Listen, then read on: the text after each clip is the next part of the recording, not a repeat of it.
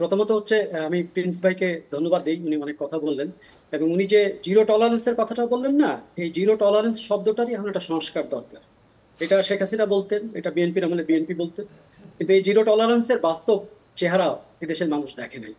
আমি না, মনে আমি করি তো শুভ বর্তমানে ভাই আপনাকে একটু প্রশ্ন করতে চাই। এই যে আমরা সম্প্রতিকালে যে কাজগুলো করছি, যাদের বিরুদ্ধে অভিযোগ উঠছে তাদের বিরুদ্ধে কিন্তু ব্যবস্থা নিচ্ছি, এটা কি জিরো টলারেন্সের পর্যায়ে পড়ে না?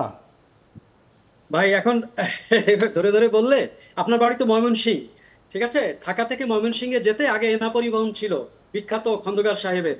সেই এনা পরিবহন কিন্তু আমি গত পরশুদিন ঘুরে আসলাম, ওটা ট্রান্সফার হয়ে গেছে, ওটার নাম হয়ে গেছে ইউনাইটেড পরিবহন। এখন এই পরিবহনে কারা চালাচ্ছে আপনি একটু খোঁজ নিয়ে দেখেন, নাম্বার ওয়ান। নাম্বার টু, আপনার বৃহত্তর ময়মনসিংহ, নেত্রকোনা, কিশোরগঞ্জে এই যে কি বলে যে বালু তোলা বা বাজারের চাঁদাবাজি, ইজারা, এইসব জায়গাগুলো রিপ্লেস হয়ে গেছে। রিপ্লেসমেন্ট কারা একটু খোঁজ না, নিয়ে আমি আমি একটু আমাকে আমি একটু নিশ্চিত বলি, করবেন। আমি সব তর্ক করতে চাই না। এইগুলো সব বিষয় কিন্তু আমাদের ভারপ্রাপ্ত চেয়ারম্যানের নলেজে আছেন, আমরা তদন্ত করছি, উনি তদন্ত করছেন। তদন্ত আমি করে আমি উনি আমাকে ব্যবস্থা একটু কথা নেবেন। বলতে দেন এটা প্লিজ, আগামী প্রিন্স ভাই, আমি কয়েকদিনের একটা মধ্যে কথা, এগুলো দৃশ্যমান দেখতে পাবেন। আমাকে একটু কথা বলতে দেন। জি, আমি জি। বিএনপির ওই চ্যালেঞ্জটাই দেখতে পাচ্ছি এই বিএনপির জন্য। বিএনপির সম্ভাবনা এবং সংকট, সেটাকে আমি বলি। বিএনপি গত 17 বছরে তার দলের লোকজন যেভাবে নিগৃহীত হয়েছে, নির্যাতিত হয়েছে, নিপীড়িত হয়েছে এবং আর্থিকভাবে ক্ষতিগ্রস্ত হয়েছে, বাড়িতে থাকতে পারে নাই, তারা যে এতদিন পরে এসছে, তারা, এটা তো আপনারাও কিভাবে মেটাবেন? এই মানুষগুলোর পলিটিক্যাল ইকোনমি থেকে আসবে, তারা কিভাবে সার্ভাইভ করবে? Number one. Number number two হচ্ছে, যে চাঁদাবাজের স্ট্রাকচার তৈরি হয়েছিল, সেই চাঁদাবাজ যারা ছিলেন তারা তো রিপ্লেস হয়ে গেছে, তাহলে ওই চাঁদাবাজি জায়গাটা চালাবে কে? ওটা কিন্তু অটো চলবে না, কারণ আপনি যদি পরিবহন সেক্টরই শুধু দেখেন, পরিবহন সেক্টরে সরকারের কোনো স্টেক নাই, ওখানে 99% প্রাইভেট স্টেক, তাহলে ওই ম্যানেজমেন্টটা চালাবে কে? ওখানে আরেকটা চাঁদাবাজকে রিপ্লেস করতেই হবে। ওই চাঁদাবাজ কে আসবে সেটা কম্পিটিটিভ ব্যাপার। নাম্বার ওয়ান, এটা কিন্তু বিএনপির জন্য একটা বিরাট চ্যালেঞ্জ। যে বিএনপি লন্ডন থেকে তারেক যে আজকে যে কথা বলেছেন, উনি বলেছেন বিজয় অনেক দূরে, বলেছেন আত্মতুষ্টির সময় নয়। এই যে কথাগুলো, এই কথাগুলো তৃণমূল পর্যন্ত যে মানবে, মানে একেবারে অক্ষরে অক্ষরে মানবে, সেই সিস্টেম কই? শহীদ ভাই কিন্তু সিস্টেমের কথা বলেছিলেন, এই রাজনৈতিক দলে এই সিস্টেম কই? আমরা কিন্তু অতীতে আপনাদের শাসনও দেখেছি, আওয়ামী লীগের শাসনও দেখেছি, এবং আমরা ধরে ধরে বলতে পারি, আপনি যদি বলেন তাহলে আমি কিন্তু রেফারেন্স দিয়ে কথা বলতে পারবো, যে আসলে একটা সিস্টেমের সংকট আছে। এই সিস্টেমটাই আমাদেরকে রাজনীতিতে তৈরি করতে হবে, সেটা বিএনপির জন্য চ্যালেঞ্জ। কারণ বিএনপি এই মুহূর্তে সবচাইতে জনসমর্থিত দল বলে দাবি করছে তাদের সামনেই, কারণ তারা গত 17 বছরের যে পলিটিক্যাল নির্যাতনের শিকার হচ্ছে, তার একটা পুরস্কার তাদের জন অন্তরে আছে, সেটা পাওয়ার একটা সুযোগ। কিন্তু সেই জিনিসটাকে গুছিয়ে নিয়ে আসতে হলে একটা সিস্টেম দরকার। সেই সিস্টেমটার জন্যই আজকে তত্ত্বাবধায়ক সরকারকে নির্বিঘ্নে কাজ করতে দিতে হবে।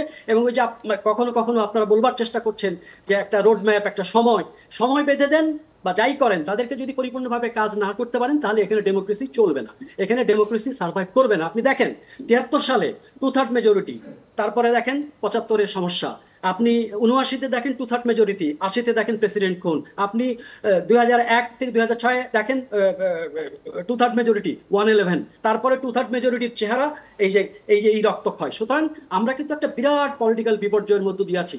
যখন পলিটিক্যাল বিপর্যয় হয় তখন শুভ কিবরিয়ার সমস্যা হয় না, তখন ইমরান সালে প্রিন্সেরই সমস্যা হয়, বা এখন আওয়ামী লীগের হচ্ছে। তাহলে কাজেই রাজনীতিবিদদের জন্যই রাজনীতিকে নিরাপদ করতে হবে, রাজনীতিবিদদের জন্যই রাজনীতিকে সিস্টেমের মধ্যে আনতে হবে। সিস্টেমের মধ্যে আনাটা এত সহজ না, এত মানে আমি চাইলেই কালকে পরিবর্তন হবে না। সেই জন্যই আমাদের শহীদ ভাই যে কথাটা বলেছেন, উনি ব্যুরোক্রেসির লোক, এখন ব্যুরোক্রেসির হতাশা ওনারা দেখছেন, ব্যুরোক্রেসির পরিণতি ওনারা দেখছেন। পেশাদারিত্ব এবং সিস্টেম, এটা যদি আমরা এই রাজনীতির মধ্যে, আমাদের দেশের মধ্যে যদি আমরা এটা না করতে পারি, তাহলে আমাদের কোনো কিছুই সার্ভাইভ হবে না। আমি সে কারণে মনে করি যে তত্ত্বাবধায়ক সরকার যে কাজটা করছে, সেই কাজটাকে করতে সবাইকে সুযোগ দিতে হবে, এবং বিশেষ করে পলিটিক্যাল দলগুলোকে এই সুযোগ দিতে হবে। কারণ পলিটিক্যাল দলের নিজের নিরাপত্তার জন্যই এই বিষয়টা দরকার। কারণ আজকে আপনি দেখেন যে একজন আসামিকে যখন কোর্টে ধরে নিয়ে যাচ্ছে, তখন তাকে মাইর দেওয়া হচ্ছে। এটা কেন? এটা সিস্টেম ফেলিওর করছে। এই সিস্টেম আমরা আগেও দেখেছি, এই সিস্টেম কারেকশন হয় নাই, তার রেজাল্ট এখন পাচ্ছে। আবার দেখেন, আপনি একটু আগে বললেন যে দলে যে সবাই যখন চাচ্ছে অপরিহার্য, এই অপরিহার্য বিকল্প নাই, এইসব সংস্কৃতি কিন্তু অনেকদিন চলেছে। কিন্তু আপনি পাশাপাশি দেখেন এই রাহুল গান্ধী, তারপরে সোনিয়া গান্ধীকে দেখেন, তারা কি করছে? সভাপতি হতে চায় না। এবং রাহুল গান্ধী গত নির্বাচনে যেই মেসেজটা গোটা ইন্ডিয়ার পলিটিক্সকে একটা, মানে একটা ধ্বংসের হাত থেকে রক্ষা করলো, এই মৌলবাদীদের হাত থেকে এক ধরনের গণতান্ত্রিক পরিস্থিতির দিকে নিয়ে গেল, সেটা হচ্ছে উনি বলেছিলেন বিজেপির ঘৃণার বাগানে ভালোবাসার ফুল। মানুষকে ইনক্লুসিভ করতে হবে, মানুষকে নিয়ে আসতে হবে, ভালোবাসা দিয়ে মানুষকে জয় করতে হবে। এই যে পলিটিক্যাল কালচারের, এবং দেখেন একটা ঋষি সুলভ, ওনার বাপের খুনিকে পর্যন্ত ওনারা ক্ষমা করে দিয়েছেন। এই জন্য আমি বলি যে রাজনীতিতে একটা সিস্টেম খুব জরুরি। আচ্ছা, জামাতের কথা যেটা আসছিল, জামাত ধরেন, জামাত খুব সৌভাগ্যবান এবার, কারণ তারা যখন ইয়ে অবস্থায় ছিল, কি বলে, নিষিদ্ধ অবস্থায় ছিল, তখন তারা সরকারের আলোচনায় আমন্ত্রণ পেয়েছে, এবং তাদের সমস্ত কর্মকাণ্ড চলার পরে তাদের এই নিষিদ্ধ ইয়েটা উঠে গেছে, গেজেট নোটিফিকেশন হয়েছে। জামাত এক ধরনের পলিটিক্স করছে, কারণ জামাতও দীর্ঘদিন নির্যাতিত ছিল, নিপীড়িত ছিল। সুতরাং জামাতের এক ধরনের রাজনীতির কৌশল আছে, এবং তারা এখন আমার দৃশ্যমান যা মনে হচ্ছে, তারা দুইটা ভয় উদ্রেক করছে। আমি বামপন্থীদের সাথে আজকে সারাদিন ছিলাম, তো তাদের প্রথম প্রশ্ন হচ্ছে, ভাই জামাত তো চলে আসতেছে, কি হবে? হ্যাঁ, তাহলে তাদের একটা ইসলামোফোবিয়া আছে বামপন্থীদের, তারা জামাতকে ভয় পাচ্ছে। আর জামাতও আস্তে আস্তে বিএনপিকে আক্রমণ করবার একটা চেষ্টা করছে, কারণ জামাত মনে করছে যে তারা একটা রাজনীতিতে ফিল্ড পেয়েছে, তারা হয়তো এগিয়ে যেতে পারবে। এটা হচ্ছে, আমি মনে করি যে যদি পলিটিক্সকে প্রতিযোগিতামূলক করে দেওয়া হয়, পলিটিক্যাল দলগুলো তাদের প্রোডাক্ট নিয়ে জনগণের কাছে যাবে, জনগণ যাকে খুশি, গণতন্ত্রের কথাই তো তাই, যাকে খুশি তাকে আনবে। সুতরাং আমাদের প্রথম কথা হচ্ছে সবাইকে সবকিছু বলতে দেওয়া, সবাইকে সব রাজনীতি করতে দেওয়া, তারপর জনগণের কাছে গেলে জনগণ যাতে ম্যান্ডেটটা দিতে পারে, সেই সিস্টেমটা আমাদের তৈরি করে দিতে হবে।